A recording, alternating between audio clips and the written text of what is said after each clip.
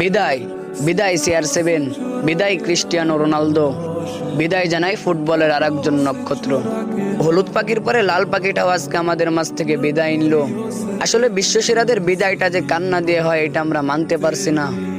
তোমরা না আসলে আমরা বুঝতেই পারতাম না যে ফুটবল একটি খেলা। আজকে আবার একজন বিদায় জানালাম বিশ্বসেরা মুকুটবিহীন রাজার। লুকা মদ্রিচ, নেইমার, রোনালদো সবাই তো একই পথে হাঁটলো। হে লিওনেল মেসি, আজকে তোমার জন্য আমাদের পক্ষ থেকে শুভকামনা রইল।